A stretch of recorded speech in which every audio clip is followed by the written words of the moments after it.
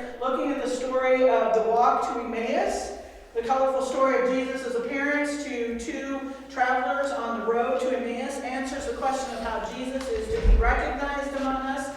Here he is revealed through the scriptures and in the breaking of the bread. And so listen now to Luke 24, verses 13 through 35, the walk to Emmaus. Now on that same day, two of them were going to a village called Emmaus, about 7 miles from Jerusalem, and talking with each other about all these things that had happened. And while they were talking and discussing, Jesus himself came near and went with them, but their eyes were kept from recognizing him. And he said to them, "What are you discussing with each other while you walk along?" And they stood still, looking sad. And then one of them, whose name was Cleopas, answered him, "Are you the only stranger in Jerusalem who does not know the things that have happened, that have taken place there in these days?" And he asked them, "What things?" And they replied, "The things about Jesus of Nazareth, who was a prophet, mighty in deed and word before God and all the people, and how our chief priests and leaders handed him over to be condemned to death and crucified him. But we had hoped that he was the one to redeem Israel. Yes, and beside all of this, it is now the 3rd day since these things took place. Moreover, some women of our group astounded us. They were at the tomb early this morning, and when they did not find his body there, they came back and told us that they had indeed seen a vision of angels who said that he was alive. Some of those who were with us went to the tomb and found it just as the women had said, but they did not see him." Then he said to them, "Oh, how foolish you are, and how slow of heart to believe all that the prophets have declared. Was it not necessary that the Messiah should suffer these things and then enter into his glory?"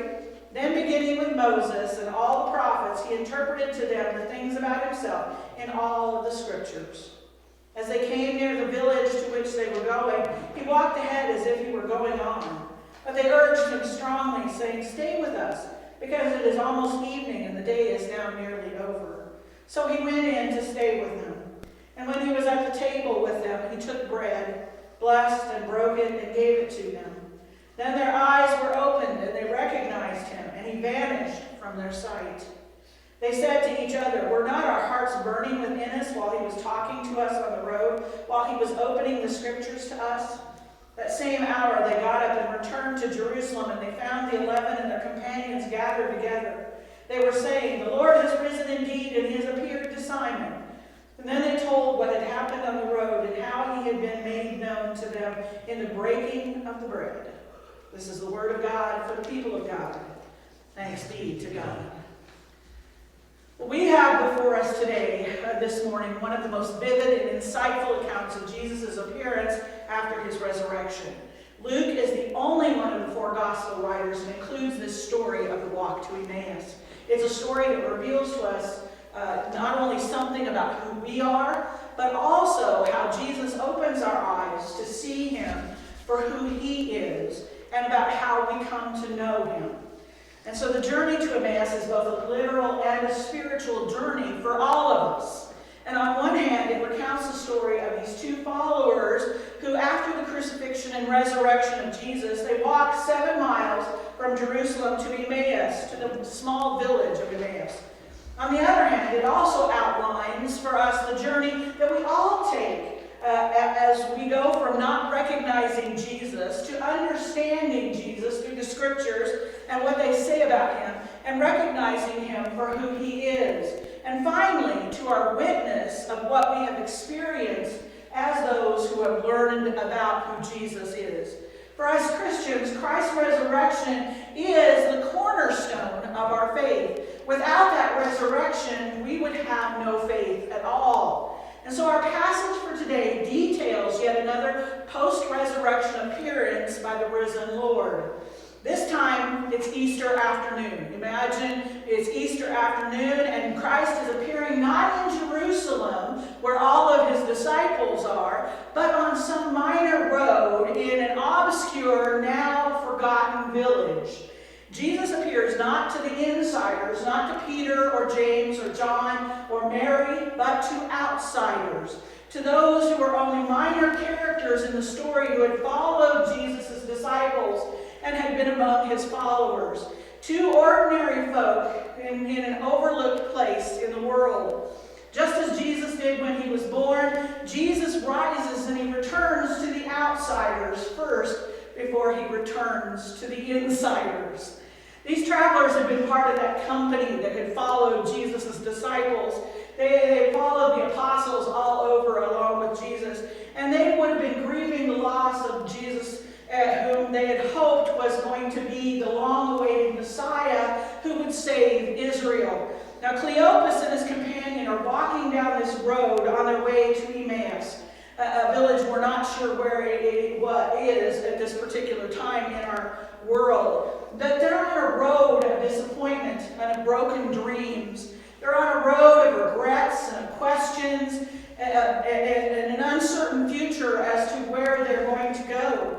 Could it have been a week since that time when they were on the road to Jerusalem and they had been a part of that crowd who was cheering and waving palms and declaring Christ to be the King? It had seemed like that was a whole world away from them, but where everyone was beginning to recognize the truth about who Jesus was, and that Jesus was the true King, the one who would come and fix everything in the world. But instead, here they were some few days after Jesus' crucifixion, and they had been watching that crucifixion from a hiding place as Jesus was nailed to the cross. He was executed by the state near the city dump. What kind of a king would be crucified? What kind of Messiah dies? It must have been wrong, they thought to themselves. He had been so inspiring, so insightful, but they must have been wrong about who he was. There must be another one that we're waiting for. And as they talked to each other about these things, a stranger came along to walk with them. So here they are walking, and a stranger comes to join them. And unbeknownst to them, it's Christ himself. The Christ they thought was dead was now walking beside them, alongside them as they walked towards Emmaus, speaking to them and telling them all kinds of things. These two people who were walking the road to Emmaus, and they could not see that he was right there with them. They didn't recognize his voice or his turn of phrase. These people who had walked with Jesus all this time did not recognize him. How many of you have ever seen Undercover Boss? If you watch TV, you've seen Undercover Boss. It's the CEOs of large companies that go undercover and walk with their employees, learning the trade in their companies from the very bottom up. And so they learned to know what the jobs are like in their own companies. And at the end of the show, the bosses reveal themselves to those employees who have trained them as new hires. And like on Undercover Boss, here Jesus is. He's walking incognito with these followers. They don't recognize him. And yet, just like those employees on the show whose bosses suddenly reveal themselves, they probably had the same kind of response as those employees as Jesus comes about revealing himself to them. The two of them are confused about the recent events of what's happened in the world. They heard about the tomb and about the angel that was there, that Jesus was no longer there and it was empty. An angel had told them that these other disciples that he was alive, but they hadn't seen it for themselves. And could they really trust the testimony of a woman? After all, the courts didn't even trust the testimony of women. They were unreliable witnesses. So wasn't this just another one of those unbelievable stories out there? Jesus, though, is walking with them, and Jesus responds to them by telling them that the Messiah had to suffer these things. Then he begins with Moses and all of the prophets, and he begins to tell them all about the things about himself, all of the prophecies about him and his coming. And as they listen to the stranger's words, those defeated disciples, they start to feel a spark in their hearts. They start to feel their hearts being kindled, and it begins to warm them through and through, and it tingles through their fingers and their toes, and it sets their hair on end. It feels strange, but it feels something a bit like hope. The same hope that they had as they listened to Jesus and watched the miracles that he performed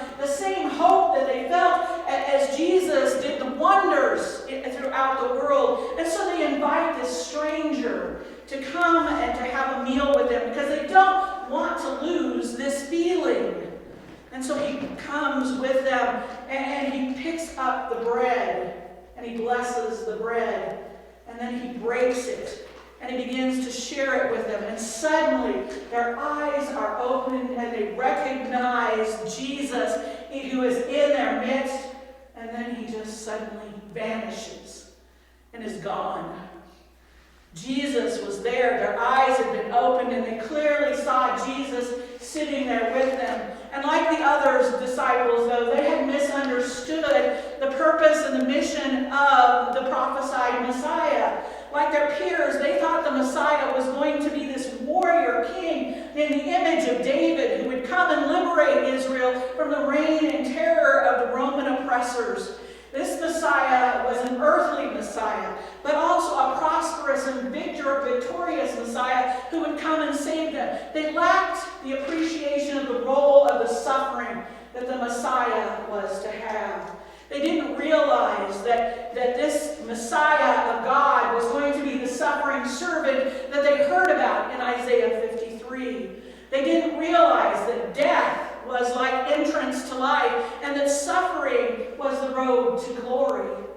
Like the apostles to whom Jesus foretold his death on several occasions, they didn't understand the necessity of the cross, which was finally revealed to them in the breaking of the bread.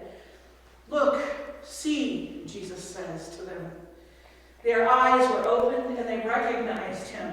It happened in the breaking of that bread, and the first time that those people who knew Jesus made connection to him was through that bread that represented his body. There at the Last Supper, as they were sat with him and they fellowshiped with him, they would go on to recognize him, to perceive his presence every time that bread was broken.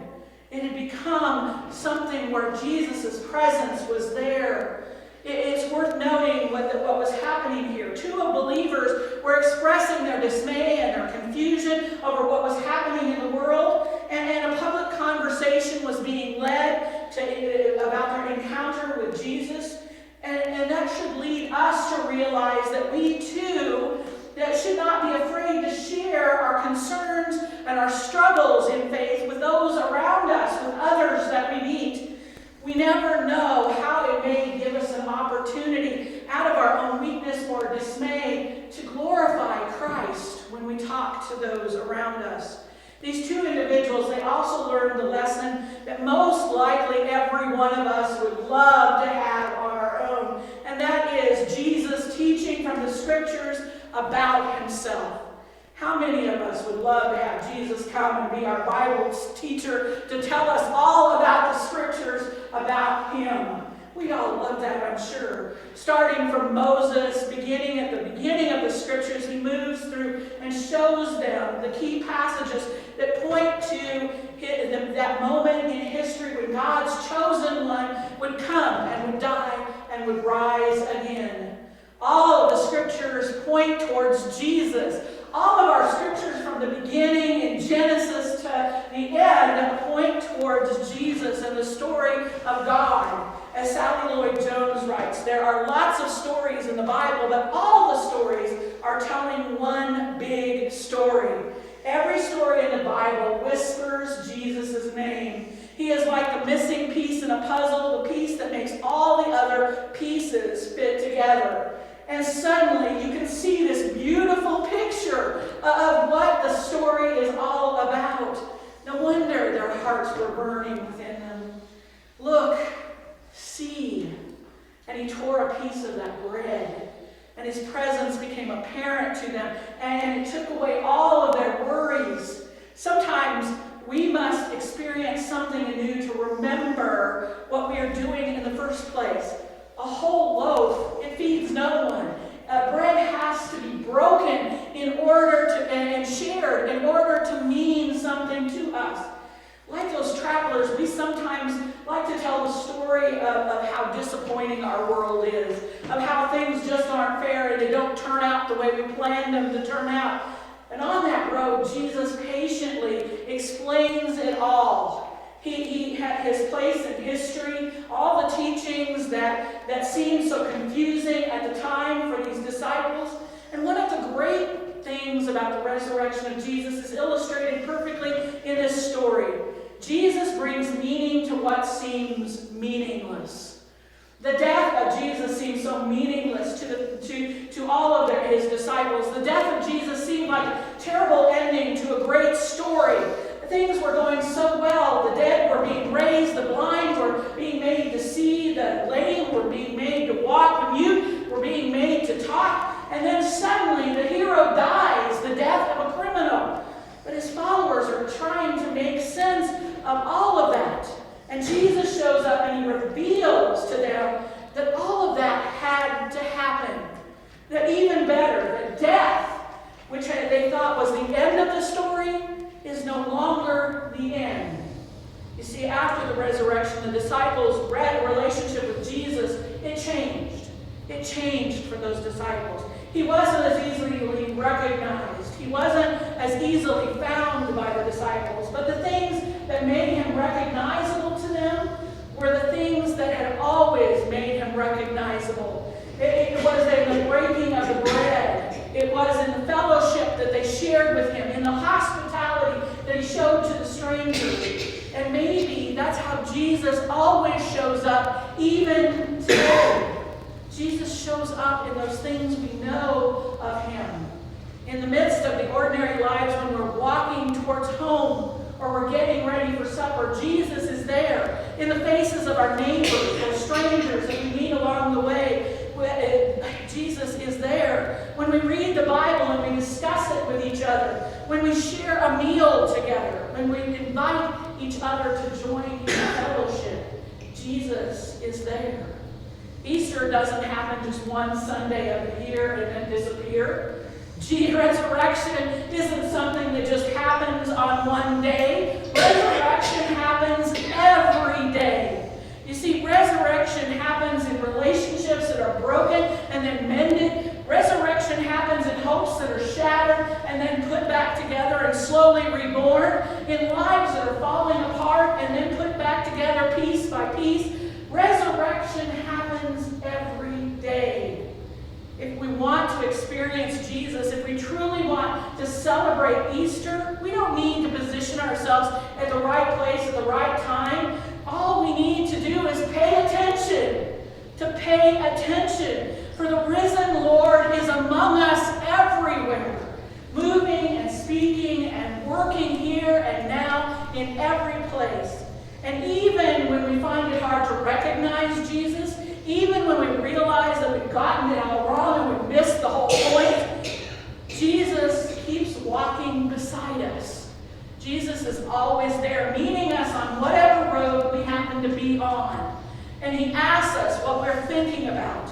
And then he begins to retell our story back to us with a whole new ending. He sets our hearts on fire within us with a hope that we thought we had lost. And when we think we've lost that, all of a sudden we realize that Jesus has been there all along and it's never been lost. It was just hidden. Jesus walks with us through our ups and through our downs, and he will walk with us till the end of the road. Despite our ignorance, despite our sinfulness, he will bring us safely to that finish line. Look, see, I am here. The good news is this. Death could not take away Jesus, and resurrection brought us Christ. And so who is with us every time, in every place, everywhere we are. So today, may we find comfort and peace and encouragement in knowing that Christ walks with us and in his word that we've shared with one another today. Amen. Amen. All right. So, the question to think about today.